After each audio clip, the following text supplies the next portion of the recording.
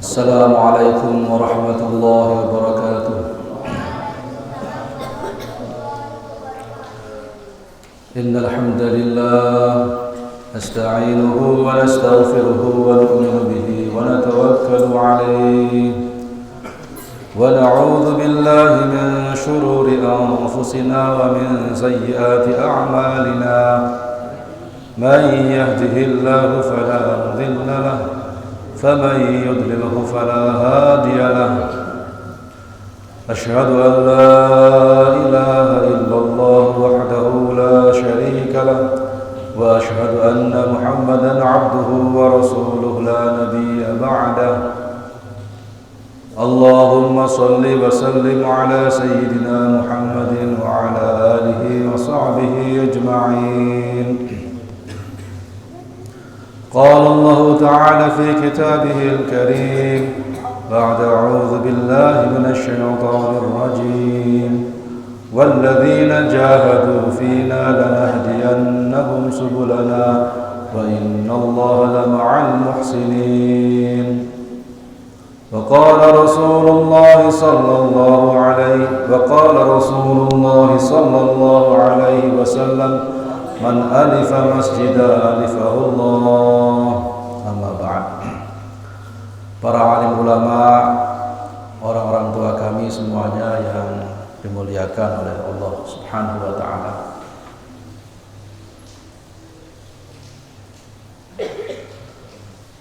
Sesungguhnya Allah Subhanahu wa taala telah sama-sama memberikan nikmatan yang sangat besar kepada kita. Allah Subhanahu wa taala telah memberikan nikmat sehat, nikmat iman, nikmat Islam, sehingga kita bisa hadir walaupun dalam keadaan cuaca yang hujan gerimis seperti ini. Mudah-mudahan langkah-langkah kita diterima oleh Allah SWT. Hadirin yang dimuliakan oleh Allah Subhanahu wa taala. Allah Subhanahu wa taala telah meletakkan kejayaan, kebahagiaan manusia di dunia dan di akhirat hanya dalam amal agama yang sempurna. Siapa yang memiliki keyakinan yang mantap kepada Allah, keyakinan yang sempurna kepada Allah, maka dia akan memiliki kebahagiaan dalam hidupnya. Karena hari ini manusia ini salah faham, dikira kebahagiaan ada dalam pangkat, sehingga hari-harinya sibuk mencari kedudukan, mencari pangkat. Dikira kehidupan atau kebahagiaan dalam harta, sehingga hari-harinya sibuk mencari harta. Dikira kebahagiaan ada dalam bangunan yang tinggi-tinggi, sehingga yang dia cita-citakan bagaimana dia punya gedung-gedung yang tinggi dan mewah. Hadirin yang dimuliakan oleh Allah, justru kita saksikan hari ini, kita tidak bicara di zaman Fir'aun, Qarun, sudah sering kita ceritakan. Hari ini nampak justru negara-negara yang pendapatan per kapitanya ini tinggi, justru kehidupannya paling cemas. Paling cemas,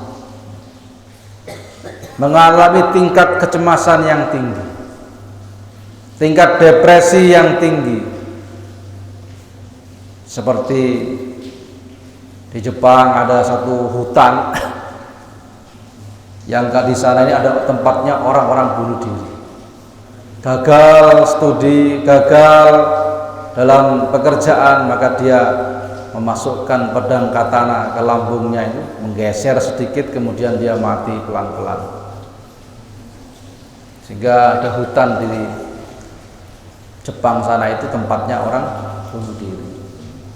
Padahal siapa yang tidak melihat bahwa kesuksesan di Jepang itu begitu tinggi, kekayaan luar biasa, bahkan orang-orang di sini mencari harta ke sana. Tetapi ternyata kebahagiaan bukan ada pada harta. Jamaah dimuliakan oleh Allah.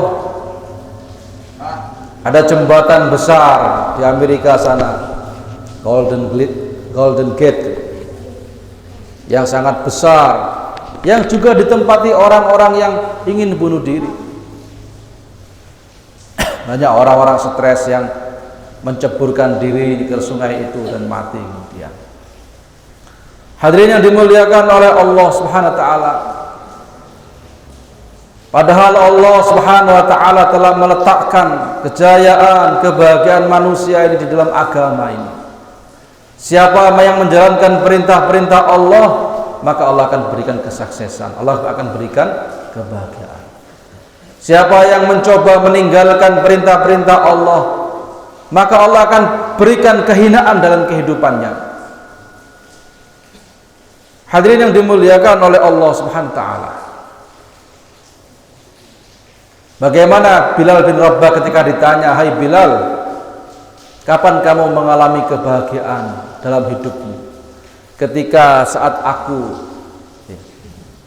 ditindih oleh batu di tengah padang pasir yang panas dan dicambuki oleh tuanku.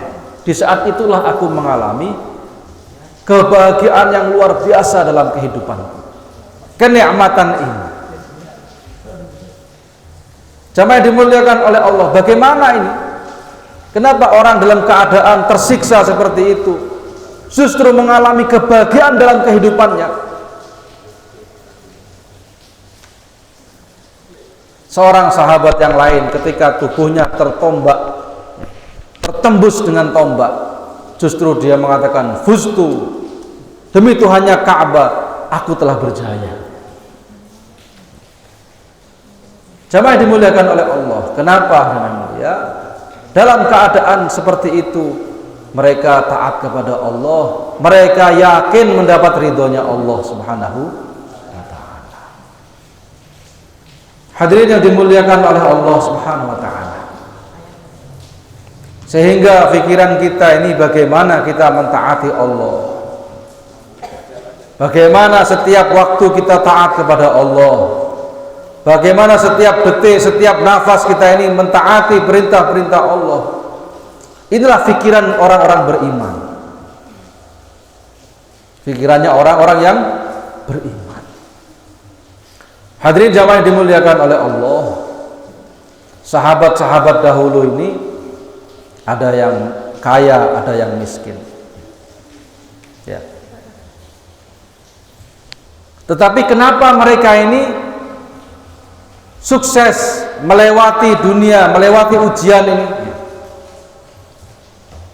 Saya pernah mendengar bahwasanya dunia ini seperti air laut. Kalau kita punya kapal ya, kemudian kalau kita melihat orang ini tenggelam di laut dan kemudian mati, maka yang membuat mati itu air yang di luar atau air yang di dalam, yang masuk ke tubuhnya itu. Yang membuat tenggelam adalah air yang masuk ke dalam tubuhnya, ke dalam paru-parunya. Kalau dia bisa berenang, dia gak akan mati. Tapi walaupun kolamnya itu hanya seperti di rumahnya Bunyai itu, ya, atau di rumahnya Gusin Am itu, tapi kita gak bisa berenang, ya, blep gitu aja, ya, maka akan matilah yang namanya manusia itu. Maka dunia itu seperti air laut yang banyak itu. Para sahabat ini ya dimulia, Abdurrahman bin Auf ini orang kayanya Madinah. Beliau pernah ya, pulang dari berdagang dan menyuruh seluruh orang Madinah, penduduk Madinah untuk mengambil seluruh dagangan. Silakan siapapun yang butuh silakan ambil. Maka orang-orang Madinah sibuk, Masya Allah, luar biasa. Ada yang mengambil ini, mengambil, tapi ternyata tidak habis karena orang-orang Madinah mengambil sesuai dengan keperluannya. Jadi Abdurrahman bin Auf ini sudah hartanya banyak, istrinya banyak, ya, budak-budaknya banyak, tetapi sedikit pun tidak masuk ke hatinya. Maka dipanggil sholat, selamat, berangkat. Dipanggil jihad, berangkat. Ya, sedangkan kita ini, masya Allah, kehidupan sudah sengsara, ya, rumah masih ngontrak kadang-kadang. Istri nggak cantik-cantik amat, ya. Sudah satu ngamuan, ngentutan lagi. Nolongsok. Tapi masuk semua ke hati, masuk semuanya. Maka mati, ya. Dipanggil azan nggak bisa datang, ya. Disuruh sedekah melit nggak keluar, jadi mati hatinya. Ada lagi yang mengumpamakan dunia seperti ular, ya. Kalau nggak punya ilmu pawang, ya kan, maka akan mati, ya. Pegang maka akan digigit oleh ular. Tapi kalau tahu ilmu pawang maka akan selamat, malah justru dia bisa membuat itu sebagai atraksi, dibuat mainan, itu namanya ular itu. Maka hadirin yang dimuliakan oleh Allah Subhanahu wa taala, maka kita penting, ya, memandang dengan pandangan keimanan, ya. Sebagaimana sahabat-sahabat dahulu tahu arah hidupnya ini mau kemana. Saya ini mau ke akhirat. Saya ini mau ke akhirat. Apa yang saya inginkan adalah ridhonya Allah Subhanahu wa ta'ala. Maka sahabat-sahabat ini dalam kehidupannya ini luar biasa. Kalau kita melihat, kita membandingkan amalan kita dengan amalan sahabat, tidak ada apa-apanya. Ada seorang sahabat ini sholat, ya, lagi menjaga Rasulullah, maka beliau dipanah sampai 3 kali, semuanya menembus dadanya, tapi meneruskan bacaannya. Beliau katakan, seandainya aku tidak khawatir keselamatan kanjeng Nabi, aku akan teruskan bacaanku sampai selesai surat Al-Kahfi. Masya Allah, bagaimana panjangnya bacaan surat Al-Kahfi, tapi terus beliau baca, ya. Tapi karena khawatir keselamatan Rasulullah maka dihentikan. Ini sholatnya sahabat. Sedangkan kita ini gigitan nyamuk aja jadi masalah. Coba dimuliakan oleh Allah. Pasar-pasar sepi ketika azan berkumandang. Ditutup pintu-pintunya, toko-toko mereka, semua pergi ke masjid semuanya. Kita rindu kampung kita sebagaimana seperti kota Madinah seperti itu. Kita rindu kehidupan yang membuat semua orang ini berbondong-bondong mengagungkan Allah, membesarkan Allah Subhanahu wa ta'ala. Coba dimuliakan oleh Allah Subhanahu wa ta'ala. Anak kecil-kecil di zaman sahabat ini, mereka memiliki ketakwaan yang luar biasa. Waktu itu belum ada anak-anak kecil belajar di masjid waktu. Tetapi rumah-rumah mereka telah menjadi taman-taman pendidikan Al-Quran di rumah-rumah mereka. Apa yang diajarkan Rasulullah di masjid dibawa ke rumah dan diajarkan kepada istri dan anak-anaknya sahabat. Rasulullah mengajar di masjid, kemudian sahabat menghafalnya dan pulang ke rumahnya disampaikan apa yang disampaikan Rasulullah di rumah-rumah mereka. Akhirnya rumah-rumah mereka seperti pondok pesantren, menghasilkan ulama-ulama yang besar, menghasilkan tabi'in menghasilkan tabi'ut tabi'in. Coba dimuliakan oleh Allah, mereka keluar dari rumah-rumah mereka telah menjadi hafizah. Coba dimuliakan oleh Allah, zaman itu Masjid Nabawi belum ada lampunya. Jadi Masjid Nabawi itu ada lampu ketika 9 Hijriah. Sahabat yang menaruh lampu pertama kali namanya Safinah, yang naruh lampu pertama kali di Masjid Nabawi. Awalnya plesterannya ini apa namanya? Dari tanah. Jadi kalau sampean ingin lihat apa namanya miniatur Masjid Nabawi, sampean lihat nanti di Galeri Joko Tingkir, di Galeri Joko Tingkir di Pondok Pesantren di Temboro sana, itu ada miniatur Masjid Nabawi, pelepah-pelepah kurma, kemudian apa namanya dari tanah ini. Bahkan ada apa namanya itu kamar Rasulullah SAW yang berlandaskan keterangan-keterangan dari kitab-kitab itu. Ada apa namanya, ada kamar, ada kasurnya, ada alat-alat makan, ada satu pedang, kemudian nampan begitu, sederhana sekali. Kemudian atapnya dari pelepah-pelepah kurma, bantalnya pun dari pelepah dari apa namanya daun-daun kurma yang ditumpuk, kemudian alasnya juga dari apa namanya daun yang dianyam begitu. Masya Allah, sederhana sekali ya. Tetapi jangan dimuliakan oleh Allah SWT. Dari masjid yang seperti Masjid Nabawi itu telah tersebar agama ke seluruh penjuru alam.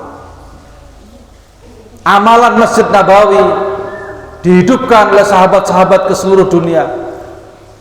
Dimunculkan masjid-masjid, cabang-cabang dari Masjid Nabawi, termasuk masjid kita ini adalah cabang dari Masjid Nabawi di zaman Rasulullah SAW. Apabila masjid kita ini sama, acaranya sama dengan Masjid Nabawi, ada orang yang mengagungkan Allah, ada yang membesarkan Allah, ada ta'lim wa ta'allum, ada zikir dan ibadah, ada khidmat melayani umat, maka masjid kita ini akan menjadi bercahaya ya. Orang-orang yang masuk ke masjid kita ini dapat hidayah, bukan malah nyolong kotak amal di masjidnya atau malah oper sandal, ambil yang baik-baik tinggalkan yang buruk-buruk. Bukan, justru ya ada dakwah, ada ta'lim wa ta'allum, ada zikir dan ibadah, ada khidmat, melayani umat. Itu kehidupan sahabat ya. Apapun problematika yang dihadapi sahabat, mereka datang ke masjid. Inilah jamaah dimuliakan oleh Allah yang perlu kita hidupkan. Amalan Masjid Nabawi di setiap masjid di seluruh Indonesia, di seluruh dunia ini. Jamaah dimuliakan oleh Allah SWT. Maka kita hidupkan masjid kita ini alhamdulillah, instalasi air sudah disiapkan ya. Bagaimana kebutuhan air terus ya dicukupi ya.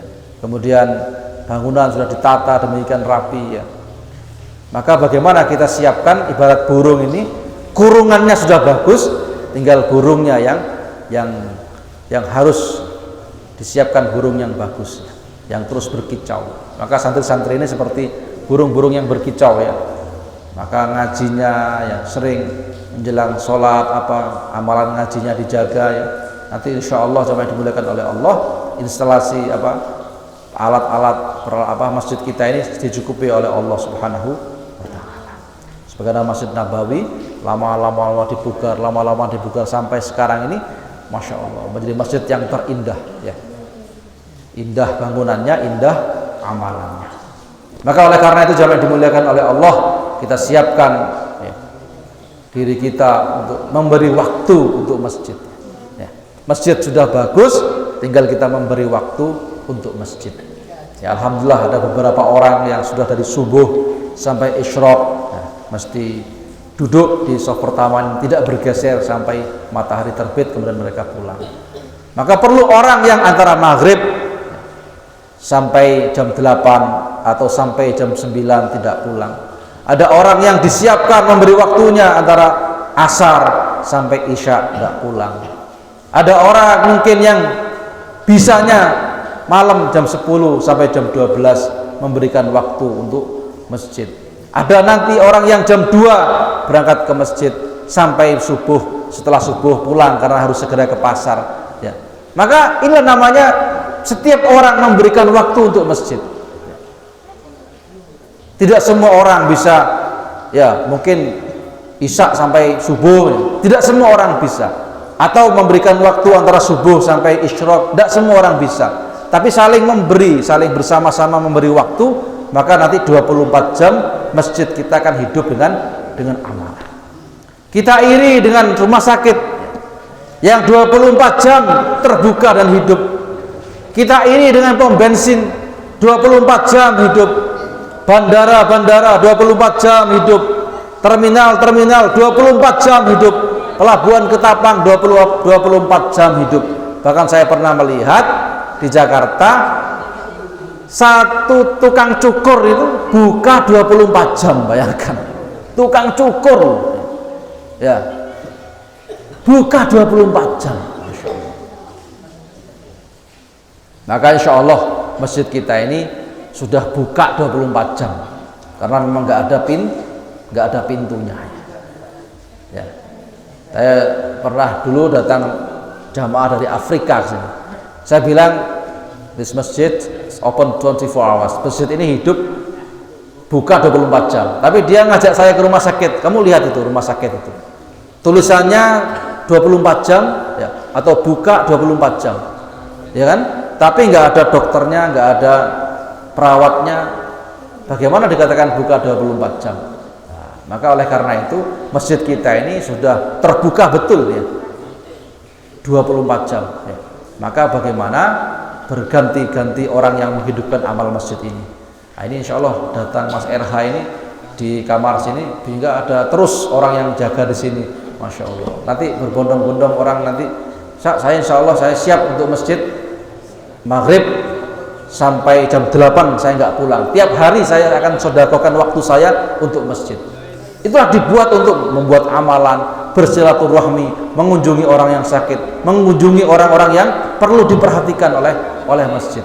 Mudah-mudahan masjid kita ini menjadi masjid yang mirip-mirip amalannya dengan masjid Nabawi. Sehingga janji Allah, innama ya'muru masajidallah man amana billahi wal yawmil akhir.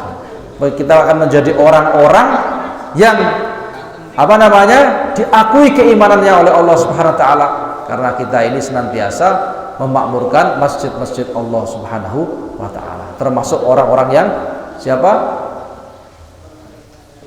beriman kepada Allah dan beriman kepada hari akhir. Semuanya insyaallah ya, memberi waktunya untuk masjid ya, memberi waktunya untuk masjid. Mudah-mudahan kita semua ini meninggal dunia juga di masjid ya.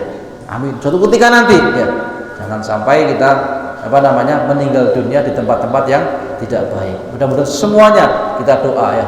Kita ingin doa waktu khutbah Jumat meninggal dunia.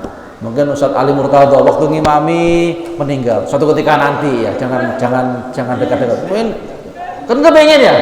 Pas Masya Allah kita pas ngaji gini, Masya Allah indah. Pas sujud meninggal ya. Jangan sampai pas nonton TV mati, Masya Allah. Yang dilihat acaranya macam-macam lah. Alhamdulillah. Insyaallah nggih.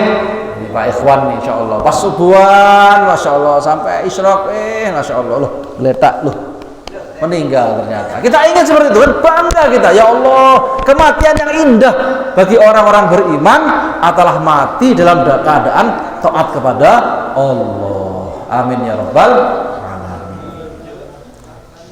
Nah, subhanakallahumma bihamdika asyhadu an la ilaha illa anta astaghfiruka wa atubu ilaik. Assalamualaikum warahmatullahi wabarakatuh.